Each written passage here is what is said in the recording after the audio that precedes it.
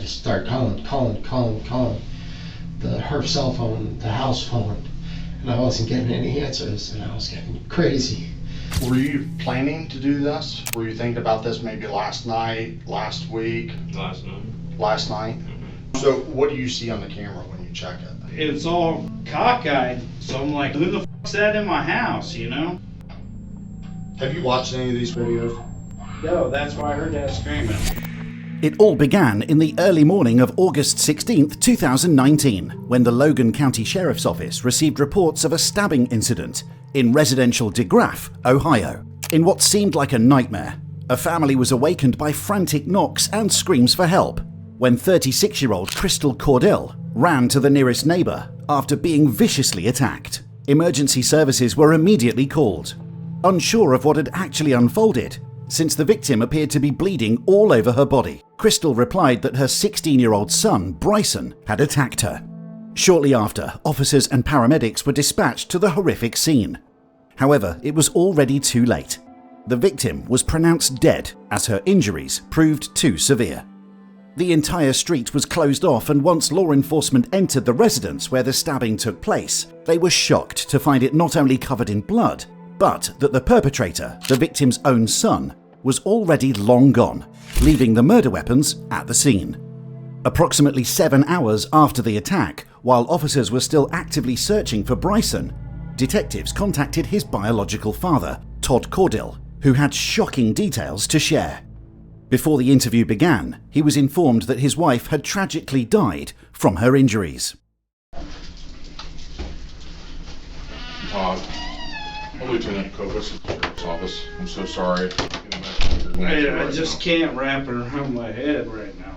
Sure. At all. If you want, you can have a seat right there, either one of those chairs. We just had some basic questions. I'm gonna go ahead and record this so we don't have to write anything, because I understand that it's definitely a traumatic time for you guys. What time did you leave for work today? I left 5 o'clock every day. 5 a.m.? Yes. What was going on at that time? Nothing. Is anybody else awake? Tim's awake, my wife's awake, because we both work.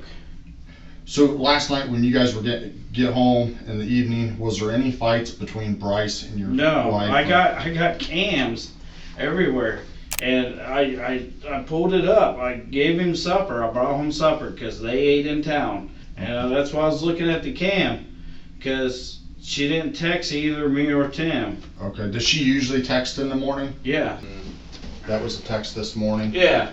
And what time that was that? It. That was at 7:27 when we was going to break. 7:27. You got no reply. No reply. Is that unusual? Yeah, she always replies. Okay. When Crystal Caudill suddenly stopped responding to text messages, Todd found it odd but continued with his work. Around the same time, Tim Chittenden, Crystal's partner, noticed that she'd been ignoring all of his texts as well. While on his break, Tim checked the security camera feed from the living room, which strangely appeared to be flipped. At first, he didn't think much of it, assuming one of the cats had knocked it over. However, he decided to review the full footage, only to watch the horrifying sight of Bryson gruesomely attacking and stabbing his mother, all captured on the camera. What point do you guys first learn that something is wrong? Well, I take a break at 8 o'clock, so it was about 2 or 3 minutes till 8. I text her, like I always do, and she starts a timer for me for my break. And so I make my coffee, heat up my breakfast sandwich, and I sit down and I'm like, hello? And she didn't answer me. I'm like, oh, that's strange. I'm like, I'll check the webcam, see if she's in the kitchen, just left her phone in the bed. So I see the webcam, kitchen's normal, but the living room is turned sideways. I'm like, well, that's strange. I thought maybe one of the cats hit it or something. So I was like, well, let's see when it goes back. So it goes back, and that's when I heard her screams. And I watched it on the camera, and I called. I just started calling her cell phone, the house phone, and I wasn't getting any answers, and I was getting crazy. So after 10 minutes of my break, I went out. It was 8:10.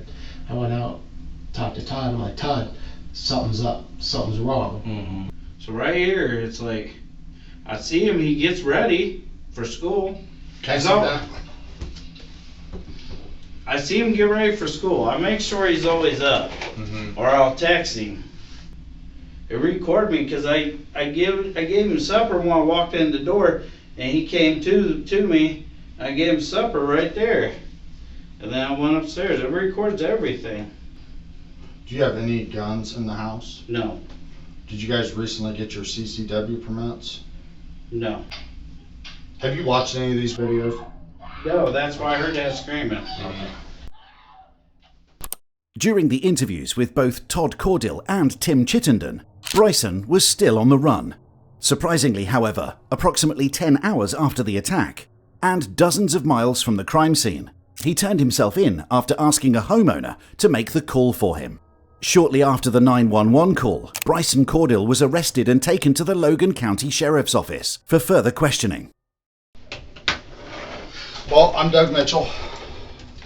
Nice to meet you. Wishes under different circumstances. You okay? Yeah. Okay. Are you injured in any way or anything like that? No. I got a bottle of water for you in case you're thirsty. I imagine you may be thirsty. Are you coming in? This is Sergeant Tom Watson, okay? I saw you out there just saying, how you doing? Well, how old are you? 16. You're 16. What grade you in? 11. 11th grade. Mhm. You obviously know what I want to talk to you about. Yeah. Okay. Can you tell me about this morning? What happened? From when you wake up? I woke up, I took a shower, What time did you wake up? 6. Around 6? Mm-hmm. Okay. You got up, took a shower. I think I went back upstairs until about 6:30. Is that where your bedroom is upstairs? Yes. Okay. And then I went to the kitchen, ate cereal, got my backpack. What time do you normally leave for school? 7. 7. Okay. So you got your backpack, then what? And I went downstairs into the bathroom. And then I went in her bedroom and stabbed her. Okay. What'd you do in the bathroom? I was just standing there. Just standing there? Mhm. Okay. On the morning of August 16th, 2019, just minutes before the attack, Brycen Caudill entered the kitchen and began eating breakfast as usual. At the time, he was alone at home with his mother, Crystal, who was still asleep in the bedroom, as both Todd and Tim had already left for work. Once Bryson finished eating, he walked towards the front door, appearing to leave for school. However, eerily, he just stood there, contemplating whether today would be the day, before turning back, going up to his bedroom, retrieving a baseball bat and a knife, and entering the bathroom adjacent to his mother's room. There, he waited, thinking, hesitating, unsure if he would actually go through with it. 3 minutes later, he entered his mother's bedroom, brutally attacking and stabbing her. The entire horrific act that Todd and Tim would later view. When you went into your mom's room, were you upset about something? No. You weren't upset about anything? No. What were you thinking when you went into your mom's room? Did you go in there to stab her? Yes. You did? How many times do you think you stabbed her? I don't remember. You don't know? What'd you stab her with? My pocket knife. Your pocket knife? Is that a knife you carry normally? Yeah, usually. You usually carry a I pocket bought knife? it a couple of years ago. Okay. There's no reason you weren't upset about something? No. Do you know why you done it? Not really. When Bryson entered his mother's bedroom, he struck her in the head with the baseball bat, believing it would knock her out so he could finish the job afterwards. However, contrary to his plan, she woke up screaming at the top of her lungs. Panicking, Bryson pulled a knife from his pocket, stabbing her a total of 15 times.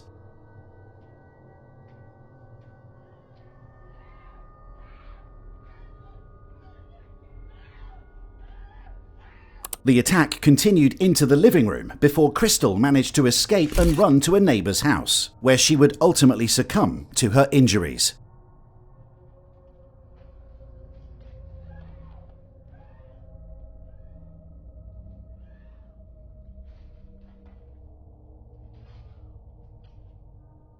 Bryson fled the scene, leaving both the knife and baseball bat behind in the house. Once you stab her, what did you do then at that point? Well, she ran out the door and I just stood there for a couple seconds. I don't remember dropping the knife, but I saw it on the front porch when I came back out. Because I came back in her bedroom to get the keys to the car. But I forgot that both my parents were working and there wasn't a car. Oh, so your plan was to take the car. That's what I thought. I thought I had to get away as soon as possible. Were you planning to do this? Were you thinking about this maybe last night, last week? Last night. Last night? Mm-hmm. What was going on at that point where you start thinking about it? I don't know, I just thought about doing it. There wasn't like a plan. I didn't have a reason to. So you thought about it last night? Yeah. Okay. Who all lives in the house? Todd, my dad, Crystal, my mom, and Tim, her boyfriends. Do you argue with your mom ever? I argue a little bit, but it's not like physical fighting or anything. Not physical fighting or anything? Okay. Had you been in trouble at all lately? Never. Never been in trouble? No. Okay. What kind of grades you get? No, I think I have like a 3.5. That's I make pretty good. honor roll every year. That's about it. That's pretty good. Do you know your mom has died? Are you aware of that? No. Your mom died, and I want to be upfront and honest with you. I'm sorry I don't have Kleenexes, but your mom has passed away. When did she die? She died on the way to the hospital. Of what? Of what? Yeah. From stab wounds. Blood loss? Yeah. Blood loss. Yeah. You okay? Although Bryson seems to display a genuine emotional reaction, the detective didn't notice any visible tears from his eyes or the tissue. I noticed you're upset when I told you your mom passed away. When you stabbed her, was your purpose to kill her? That's what my purpose was, I guess. But as soon as I did it, I didn't want to do it anymore, you know. I feel regret, you know. What's that? I didn't want to kill her. You didn't want to kill her? I tried to stop, but I didn't know what to do. So, after that takes place, and what happens? Where do you go? Well, I go on top of that bridge, you know, that bridge by DeGraff. I get on the railroad tracks. Just down the road from you? Yeah. Okay. Towards the fountain. I get on those, and I start walking. I was gonna walk towards the fountain to go to the sheriff's office there, because I know where that is. But I walked a long time. I think I got to Quincy at one point. I kept walking. I went to the store because I was thirsty. I bought the water. And I went to the bridge.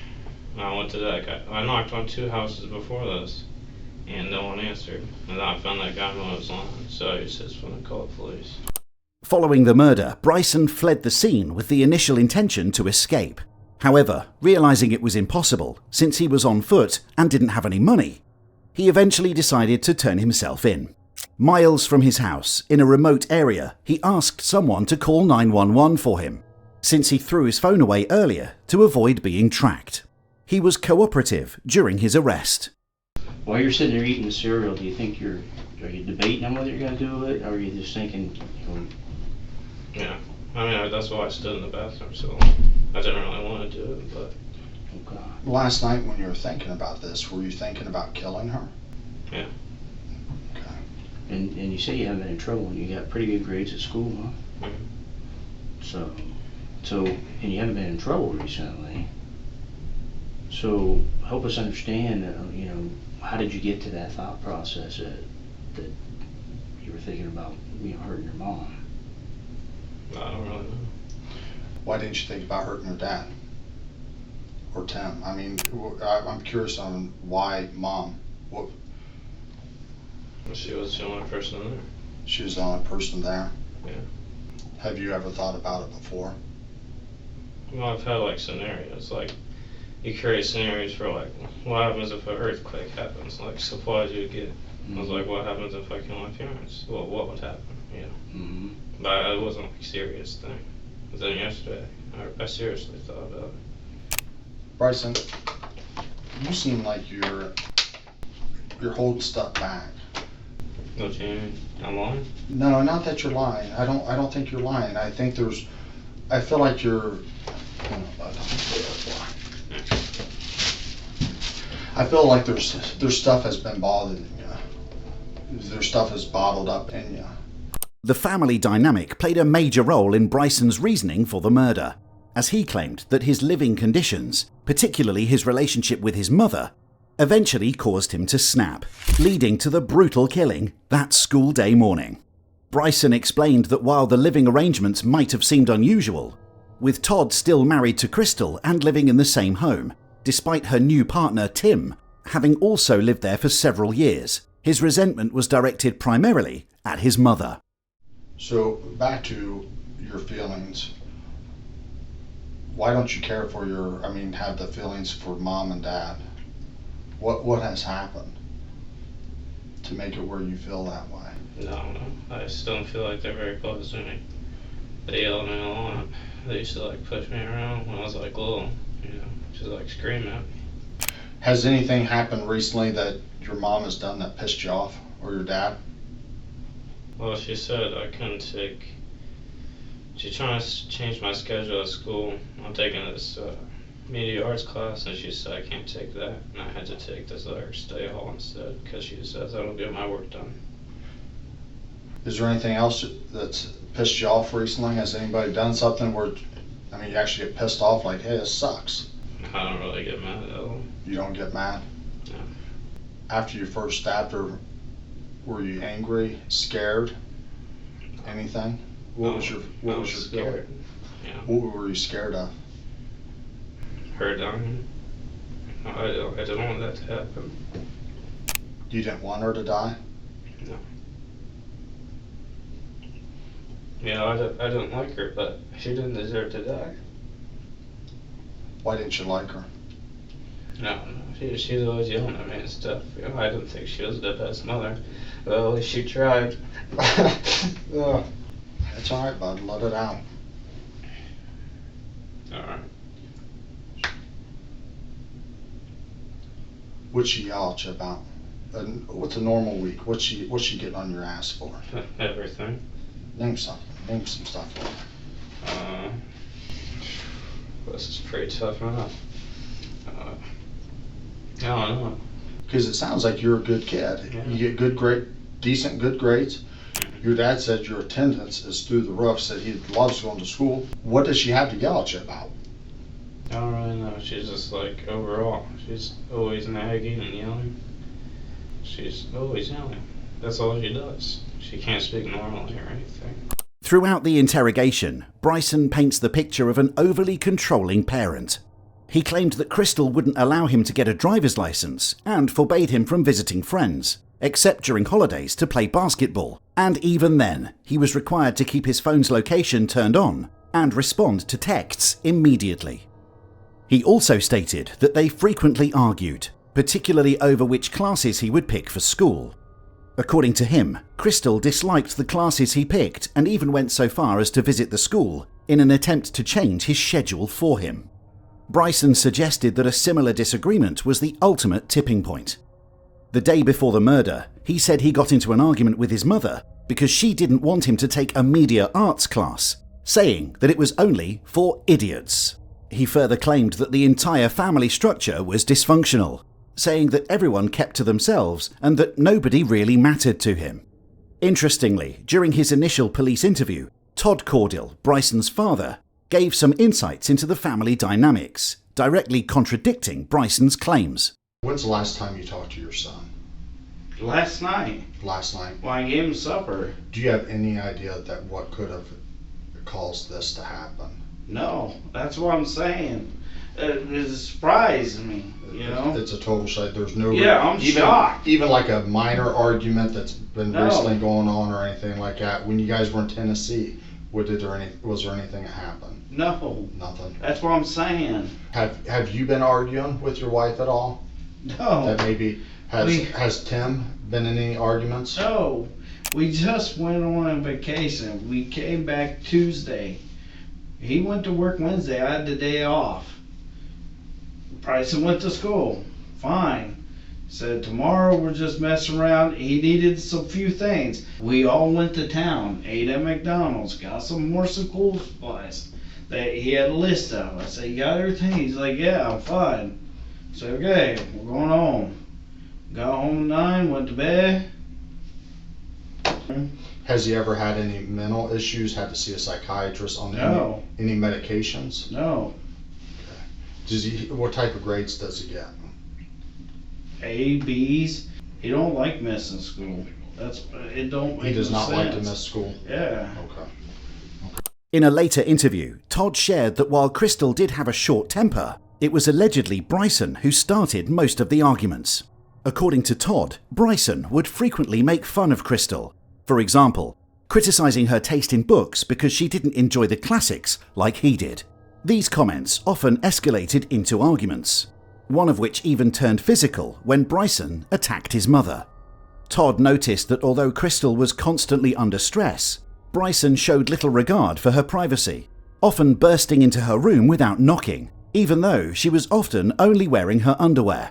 Although Todd couldn't think of a reason for the murder, he mentioned that he believed Bryson to be a sociopath. She gets stressed out real easy. Sometimes I just like stare at her and she'll start crying or something. As she says, I can't cook supper, and we'll like order out. So if you just look at your mom, she may start crying and say she can't. One day I said, stop staring at me, because she was just like intensely staring, and she said, I hate you, and she didn't want to eat with me. And then she went to the bedroom. How often did that happen?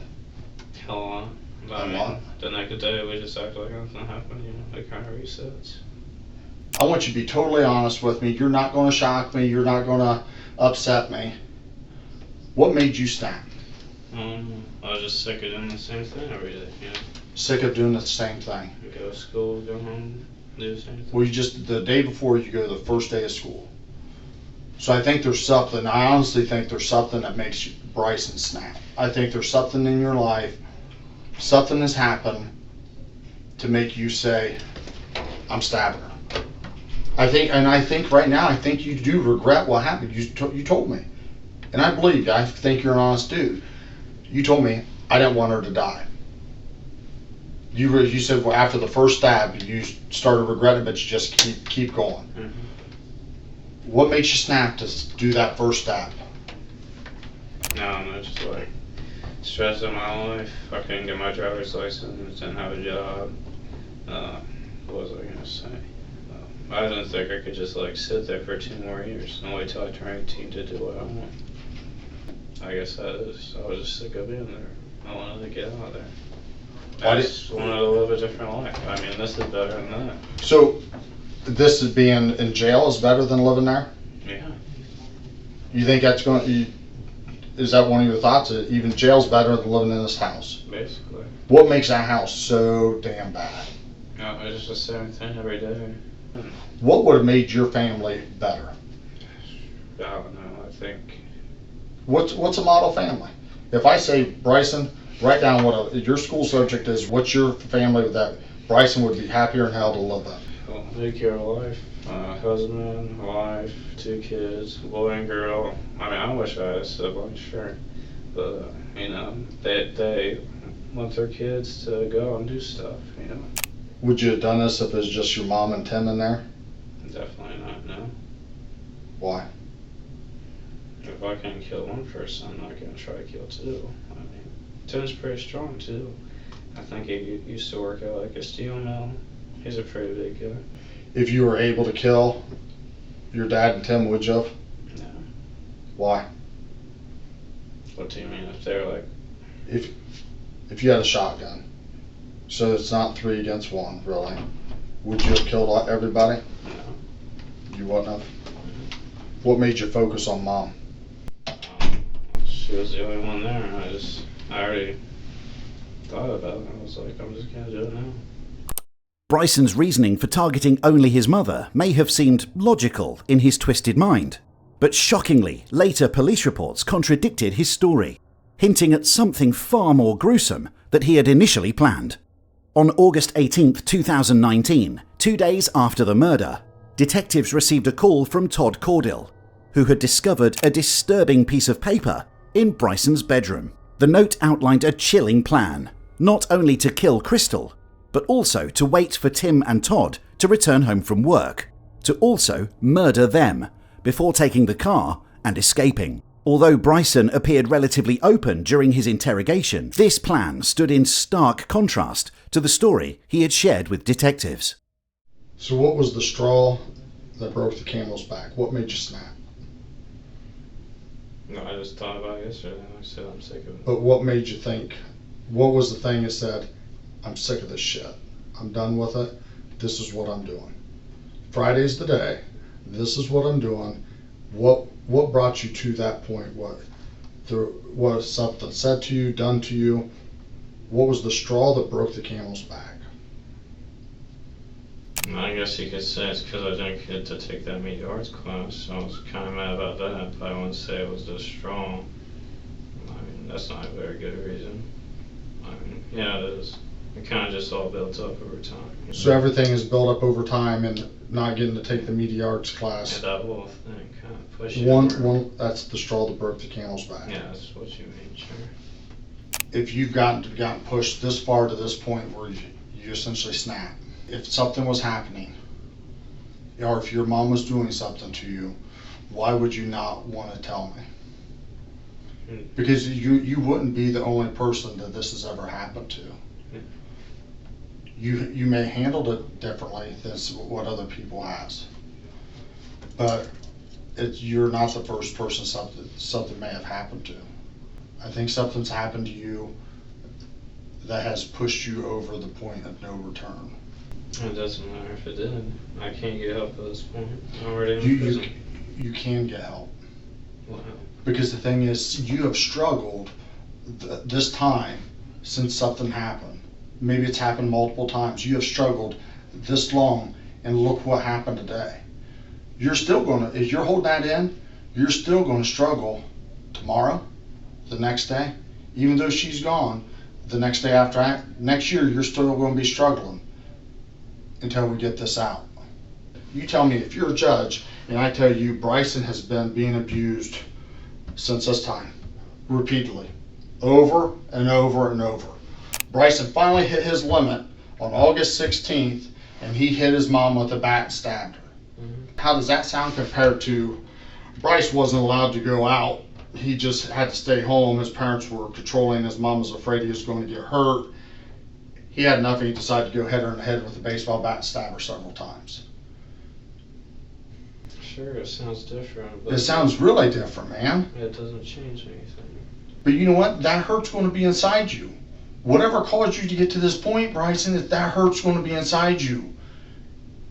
Your mom dying today does not make that hurt go away. No 16-year-old boy says, hey, mess me up enough psychologically that I want to take a baseball bat to my mom's head and stab her multiple times. You don't deserve that. You truly don't. Well, that's why I got it, so. I know that's what you got, man, but you need to say what's going on. Nothing happens. Okay.